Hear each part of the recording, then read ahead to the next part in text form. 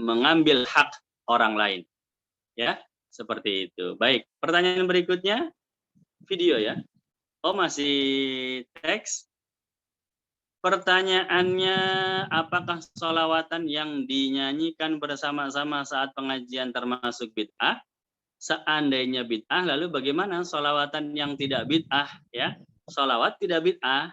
Ya, sholawat itu perintah dari Allah dan termasuk kekhususan Nabi Muhammad SAW. Jadi di dalam Quran ada perintah Allah kepada malaikat untuk seorang nabi. Ya, contohnya Allah perintahkan malaikat untuk bersujud kepada Nabi Adam. Allah perintahkan malaikat untuk bersolawat kepada Nabi Muhammad. Ya, begitu. Cuman khusus untuk Nabi Muhammad, perintah solawat malaikat tersebut diawali dengan perbuatan dari Allah sendiri, ya, begitu. Maka kalimatnya innallaha wa malaikatahu yusholluna 'alan nabi. Allah bersolawat kepada Nabi Muhammad. Ya, dan itu kekhususan itu.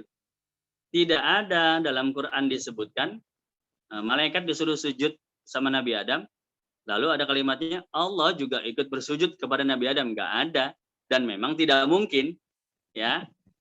Tapi dalam kasus sholawat, Allah bersolawat kepada Nabi Muhammad, yaitu ayat, ya, yang maknanya adalah Allah senantiasa menurunkan rahmatnya kepada Nabi Muhammad. Jadi artinya apa? Sholawat ini kekhususan tersendiri hanya bagi Nabi Muhammad, di mana perintahnya itu diawali oleh Allah sendiri Subhanahu wa Ta'ala, ya.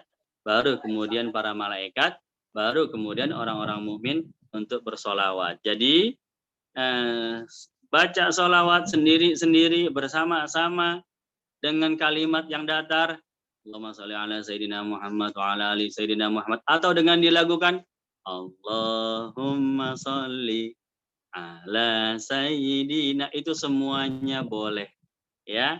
Bahkan baca sholawat dengan niat yang ikhlas atau baca sholawat dengan niat riya, ingin dipuji orang, itu pun masih ada pahalanya, ya. Satu-satunya ibadah ketika dikerjakan dalam keadaan riya, emang niatnya pengen dipuji orang. Wah, kebetulan nih ada Pak Lurah, saya mau sholawatan pakai mic, ya. Begitu, siapa tahu nanti saya diangkat jadi apa gitu, ya. Nah, itu kan niatnya sudah nggak benar itu, tapi tetap dapat pahala. Kenapa? Karena salah satu penilaian yang dinilai, salah satu pertimbangannya adalah orang itu memuliakan Nabi Muhammad, ya, kekasih Allah. Maka Allah tidak kepengen ada yang berkaitan dengan Nabi Muhammad tapi nggak dapat pahala apa-apa gitu. Jadi kalau ada hubungannya dengan Nabi Muhammad, kasih deh pahala biarpun sedikit. Begitu, ya.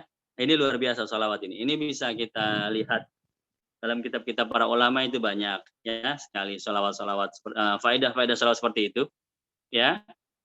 Termasuk yang cukup lengkap itu kitabnya Al-Imam Nabhani, ya. Yusuf bin Ismail An-Nabhani, itu seorang alim, ya, dan sangat cinta kepada sholawat. Banyak karangan-karangan beliau tentang sholawat tersebut, ya. Fadilah-fadilahnya banyak, ya, ada ratusan itu fadilah sholawat, ya. Begitu. Jadi silahkan, ya, dibaca sendiri-sendiri bersama-sama itu boleh, ya, dan bukan bid'ah, ya, karena bid'ah itu sesuatu yang terkait dengan perkara akidah. Kalau terkait perkara akidah itu baru bid'ah, ya. Orang yang tidak percaya neraka itu kekal, itu bid'ah itu, ya. Karena kaitannya hubungannya surga sama neraka itu hubungan-hubungan yang menyangkut akidah. Ya, jadi ada kan, ya, di penulis Indonesia siapa itu, ya, Ya jelas dia tidak percaya neraka itu kekal, ya. Surga kekal, neraka kekal, yang nggak percaya. Itu bid'ah, itu jelas. Gitu ya. Jadi kita jangan ringan lisan kita untuk melabeli sesuatu itu bid'ah kalau kita belum tahu definisinya, ya. Sesuatu yang terkait dengan akidah dan pendapat itu menyimpang, menyebabkan seseorang keluar dari agama Islam. Itu baru bid'ah, ya. Baik. Seperti itu teman-teman sekalian.